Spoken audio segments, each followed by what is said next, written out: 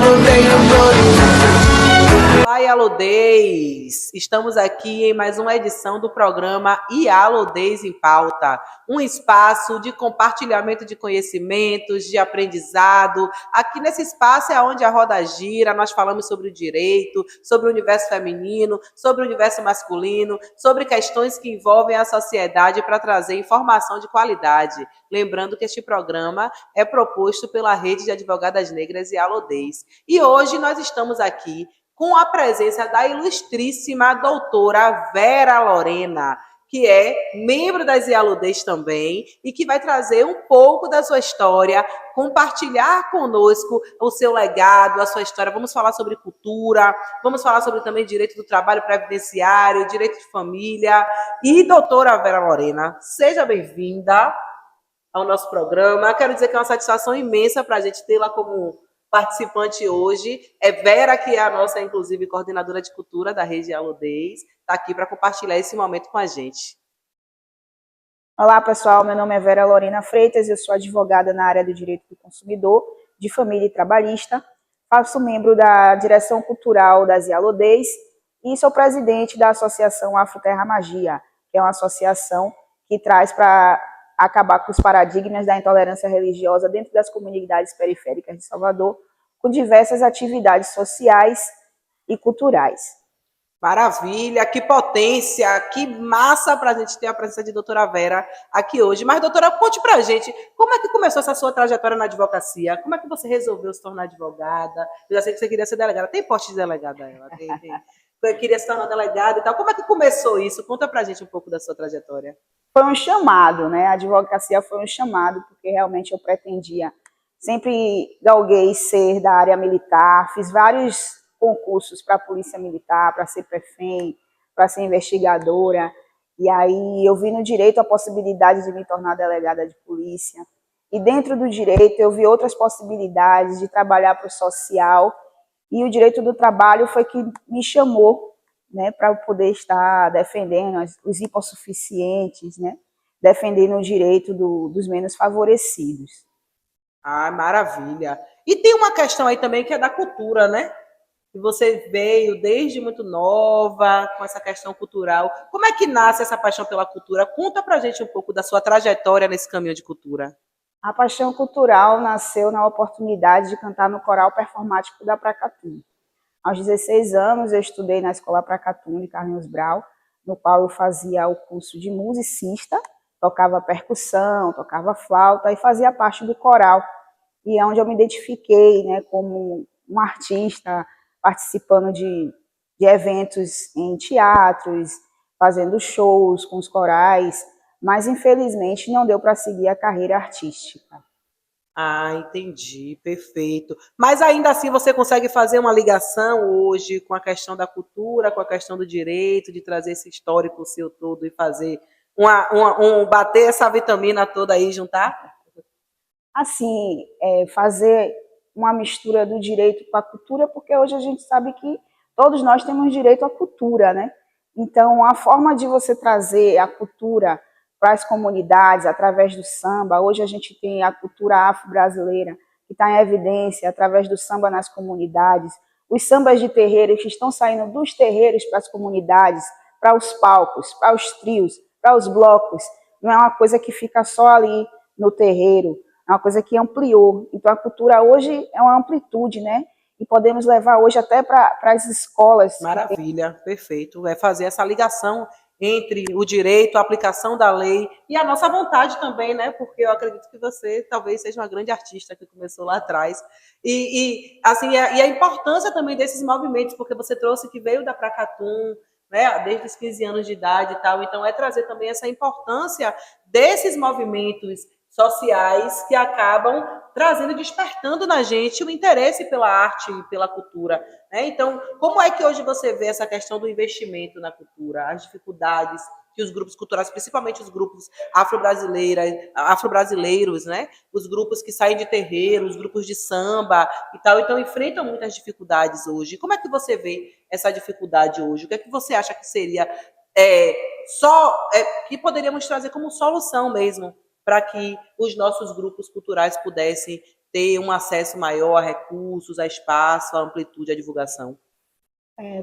Realmente existe muita dificuldade em desenvolver os projetos.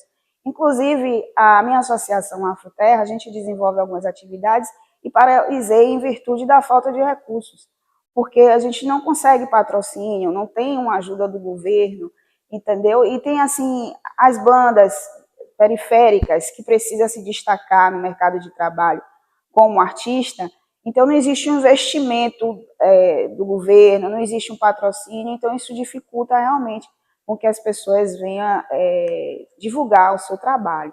Seria interessante que tanto o governo como grandes empresas pudessem patrocinar e ajudar esses artistas, né, para poder estar desenvolvendo seus trabalhos, das dificuldades dos meninos da periferia de ter esse investimento, de ter esse patrocínio, para poder desenvolver a sua atividade artística.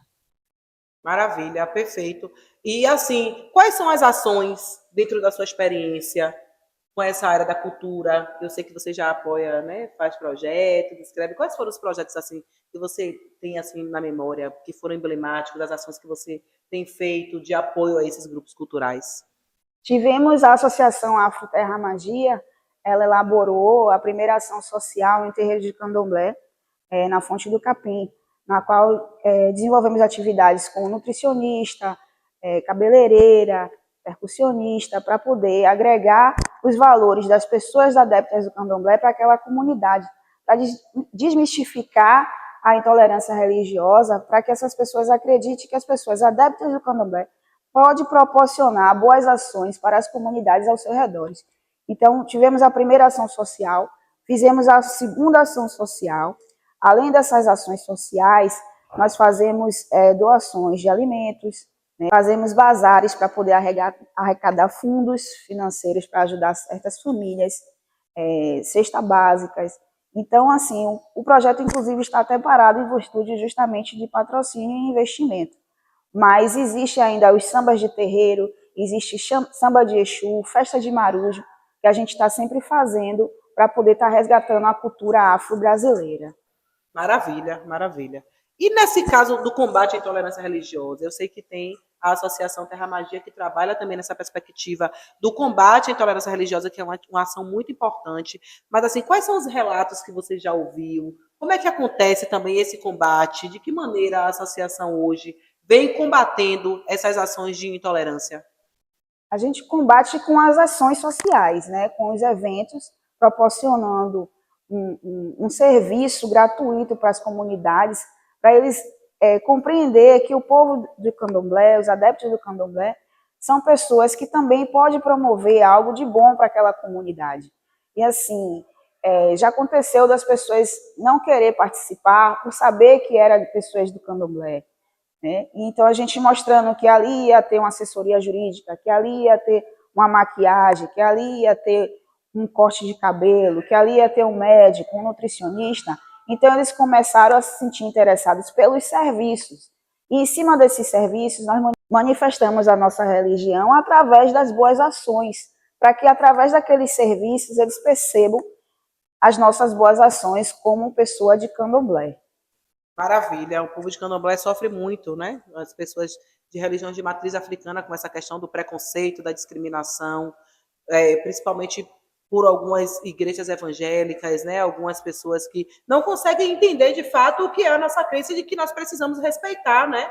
Respeitar a crença do outro, entender que um Deus é único, mas que tem pessoas que acreditam em vários deuses. Então, essa questão da intolerância religiosa é algo de fato muito grave, né? Para que a gente possa combater. E no caso da rede de aludez, que você tem múltiplas funções, é advogada, a pessoa que articula as questões aí dos eventos, da cultura, e na nossa rede, como é que funciona essa ideia dessa coordenação de cultura? Conta aí pra gente, né? Qual é a proposta dessa coordenação, você enquanto coordenadora? É justamente implementar o trabalho que eu já faço na Associação Afroterra, trazendo para as IALODEs, para a gente criar um membro maior, para a gente divulgar de forma ampla as nossas atividades e dentro das IALODEs a gente também fazer projetos para poder mostrar à comunidade a cultura afro-brasileira. Tá ótimo. Então, mas, doutora, me diga uma coisa, eu sei que já tem algumas coisinhas no forno aí das Yaludez, viu? Tem o samba, o que é que vocês, né, já estão pensando? Conta aí pra gente, pra todo mundo saber o que é que tá acontecendo. Estamos organizando o Samba das Yalodês, com samba de terreiro, samba de viola, e vamos sambar até o dia amanhecer. Maravilha, maravilha. Olha, então vamos ali no intervalinho, beber uma água, beber um café, respirar um pouco. Daqui a pouco nós vamos retornar falando um pouco mais sobre cultura, sobre samba, aqui com a doutora Vera Lorena, que está coordenadora de cultura da Rede Yaludez, trazendo um pouco da sua trajetória e lembrando que o nosso programa vai ao ar todas as sextas-feiras na TV Quirimurê, canal 10.3, com reprise aos sábados às 19 horas. Quero também deixar aqui um abraço, agradecer ao Espaço Vale do Dendê, na pessoa de Paulo Rogério, agradecer a nossa maravilhosa TV Quirimurê, através de Dina Lopes, de Vasco Guzoli. Quero aqui também mandar um abraço para Adriana Santos, a nossa querida diretora, organizadora, idealizadora, a nossa Top Vrá, e dizer que eu vou ali e volto já. Daqui a pouco estamos de volta. Olá, gente! Estou passando aqui para dizer para vocês que todos os sábados vocês assistem aqui na TV Quirimurê o programa Conversa de Preta, às 16 horas. E na segunda-feira, às 21 horas, a gente tem reprise, tá bom? Então, até lá, sábado, aqui na TV Quirimurê, Conversa de Preta.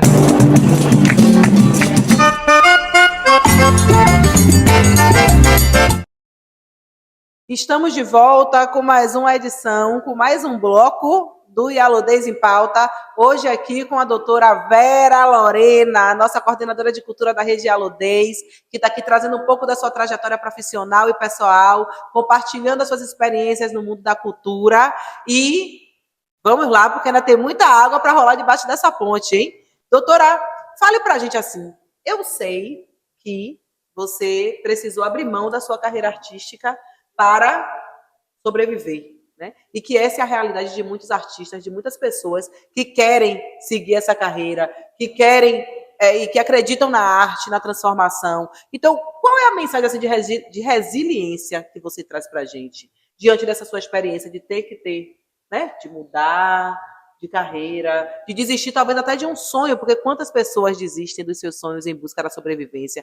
Então você, de fato, é uma resiliente, uma pessoa forte que lutou muito para isso. Então, qual é a mensagem? O que é que você traz assim de experiência dentro desse contexto do que você viveu? Não desistir, né? Ser resistente aos objetivos. Embora eu não pude realizar um sonho de ser artista em virtude da dificuldade financeira, eu sou filha de mãe solo, né? E acho que todo mundo sabe a dificuldade de uma mãe criar sua filha sozinha. Então, tive que trabalhar para poder ajudar nas despesas de casa, ajudar minha mãe, ter minhas próprias coisas. Mas o sonho não acabou quando eu tive a oportunidade de pensar em fazer cursos, em fazer concursos, em ser advogada, né? Graças ao FIES, que muita gente fala que é um programa que não ajuda, mas ajudou muita gente, inclusive a mim mesma. Graças ao FIES eu consegui fazer a minha faculdade de Direito e hoje tendo a oportunidade de atuar novamente dentro da cultura, né? Fazendo renascer aquela artista, trabalhando, buscando e fazendo com que as coisas aconteçam no meio cultural. Maravilha, maravilha. Isso é importante. É não desistir, eu acho que a ideia é essa mesma, né? É não desistir, é seguir. E hoje está como advogada que vira referência, né? Como advogada, como doutora, que está aí na frente, no fronte de batalha, principalmente na Justiça do Trabalho, que é o que eu queria falar um pouco também, sobre a sua atuação na Justiça do Trabalho. Quais são os desafios que você enfrenta hoje enquanto uma advogada trabalhista? Você é advogada do reclamante ou do reclamado? Quais são os desafios que os seus clientes mais encontram hoje na Justiça do Trabalho? Eu sou advogada dos reclamantes, né? A maior dificuldade que a gente tem é de encontrar as empresas para fazer a execução. Quer dizer, muitos ganham o processo, mas, porém, não conseguem o pagamento, porque as empresas são laranjas, né, e dão sumiço nos seus patrimônios e acaba que o reclamante fica sem receber suas verbas rescisórias, o básico, né, que ele deveria receber. os assédios que muitas empresas cometem com seus funcionários e fica impune, né? Então, existe uma certa impunidade em determinadas situações na Justiça do Trabalho. Sim, maravilha. E como é que, vamos dar uma dica, aproveitar que ela está aqui, viu, gente, fazer uma consultoria grátis.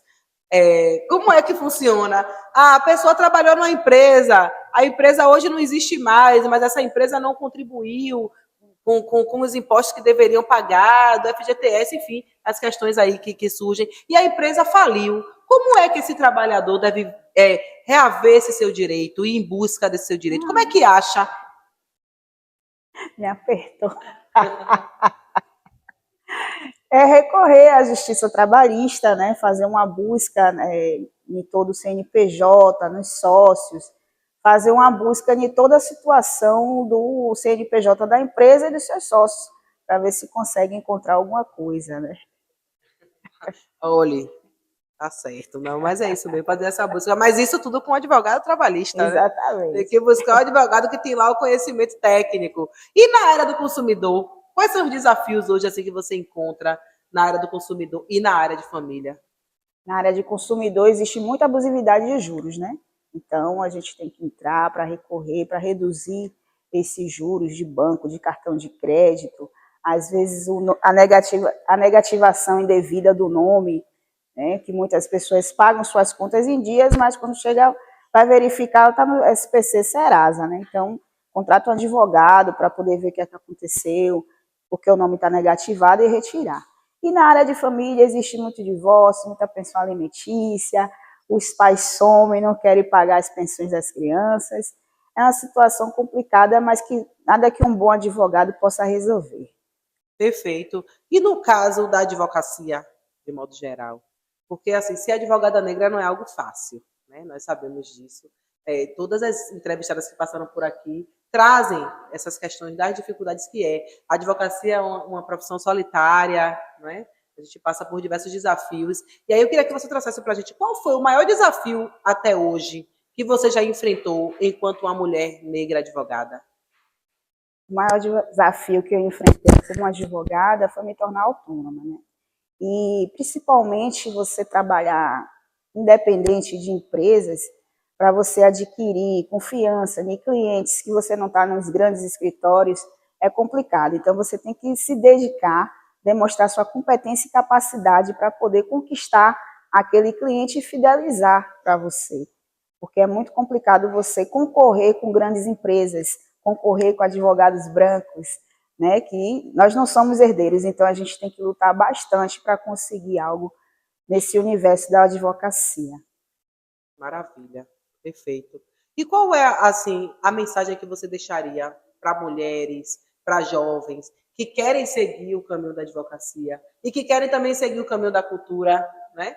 Dentro da sua experiência, assim, o que é que você diria de mensagem para essas mulheres? Se capacitar e não desistir, né?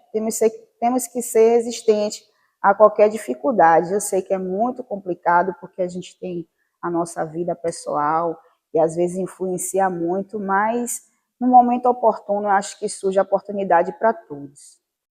É importante acreditar nos sonhos, né? Eu acho que o sonho é que nos move. Perfeito, doutora. E seus planos? O que é que você pensa em retomar ou em fazer de novo? Quais são os planos que você tem para o futuro?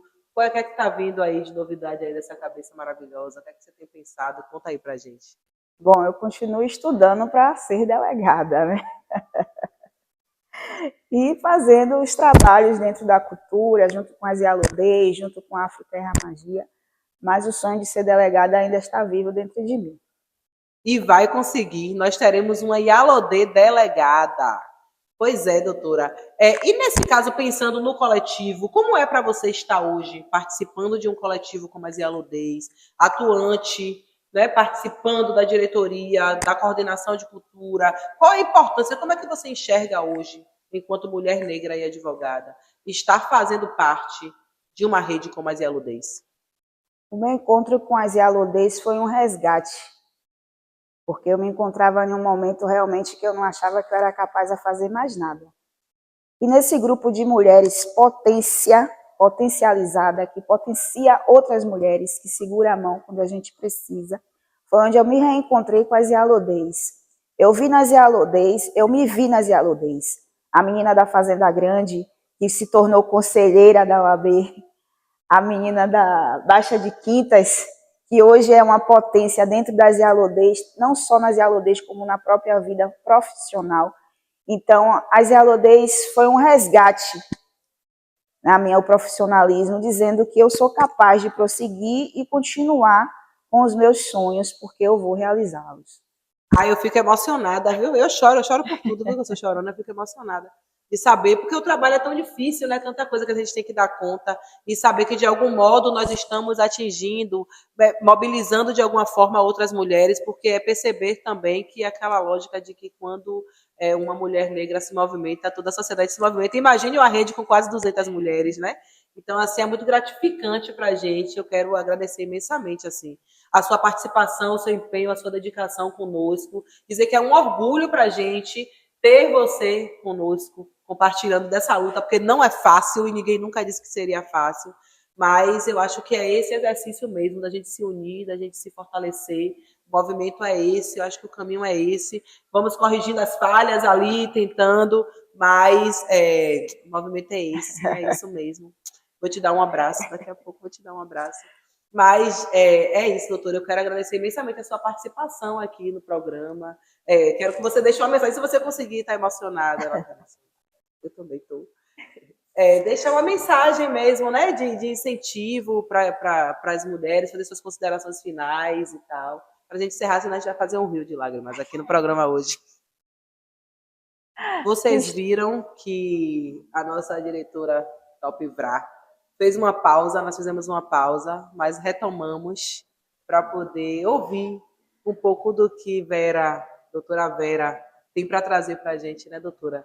Dessa emoção que nos toma de pensar nesse coletivo de mulheres, no evento. Né? Como é que foi assim? Foi um momento de reencontro, né? A Yalodês, ela me fortaleceu para dizer que eu sou capaz de prosseguir, eu sou capaz de realizar um sonho. Eu encontrei a Yalodês num momento que eu estava depressiva profissionalmente, que até querendo desistir de ser advogada, de seguir com a carreira, de me tornar delegada, mas eu encontrei nesse movimento de mulheres que me representa. Eu me senti representada através das Yalodês, porque eu ouvi histórias parecidas com a minha e de mulheres que não desistiram, né? Que hoje eu me espelho em Caliane, que é a presidente, me espelho nas outras meninas, para poder ter um impulso tanto profissional, né? Porque a gente tem que ter pessoas que nos incentivem, que nos potencialize, que nos ajude a lembrar que a gente está naquele lugar e que aquele lugar é nosso, sim. Que a gente pode conquistar lugares e espaços de mulheres e mulheres negras para estar representando outras mulheres, para estar fortalecendo outras mulheres. E hoje eu me sinto fortalecida através das Yalodês. E isso, para mim, é muito importante. Hoje eu me sinto fortalecida. Para quem tinha desistido de tudo, eu encontrei pessoas para me incentivar. E hoje eu estou muito feliz por ter encontrado o meu quilombo. Né? Vi mulheres que se realizaram, mulheres que saíram de bairros periféricos que nem eu, e que hoje são potências. E quando eu olhava a foto das meninas, eu disse assim, eu quero ser igual a elas. E de repente hoje eu estou aqui, né, no movimento cultural, sentada ao lado da presidente. E isso para mim é de grande, grande, grande importância mesmo. E venha fazer parte você também das Yalodês. Aqui é seu lugar. Nossa, que depoimento, gente. Eu sou uma pessoa emotiva. E meu coração não suporta essas coisas, não, mas ver que o nosso trabalho realmente surte efeito, né? Que é um trabalho de formiguinha, mas que às vezes a gente que está do lado de cá não tem dimensão da transformação que um trabalho social pode causar na vida de uma pessoa, né? Na vida de uma mulher negra. Então, às vezes, são histórias que parecem que são isoladas, mas que as nossas histórias se cruzam. Quantos casos parecidos, né? Quantas trajetórias parecidas com a sua, com a minha, com a de doutora Francine, com a de doutora Suzane, né? com a de doutora Vívia e as outras componentes que estão na diretoria hoje, mas que também das nossas associadas. Então, assim, é uma satisfação muito grande para mim ter você aqui. Quero lhe dizer que nós temos muita coisa para fazer. Ainda vamos ouvir muitos depoimentos como o seu, de outras mulheres, eu tenho certeza disso, fazendo ações que nos fortalecem enquanto mulheres negras. Viu? Obrigada, minha irmã. Obrigada a mesmo. você. Ave Maria. Muito obrigada, fico muito agradecida.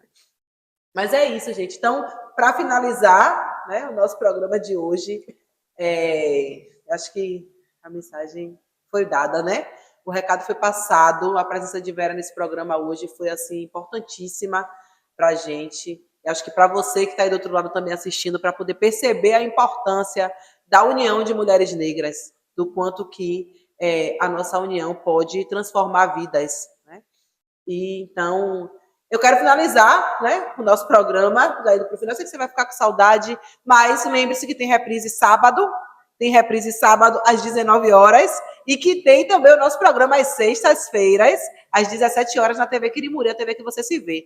Quero aqui agradecer, nos nossos encaminhamentos finais, quero agradecer imensamente ao Vale do Dendê, na pessoa de Paulo Rogério, nosso grande parceiro, agradecer à TV Quirimuri, o canal A TV que você se vê, canal 10.3, a Dina Lopes, a Vácio Guzoli, a Adriana, nossa maravilhosa diretora com a AS Comunicação,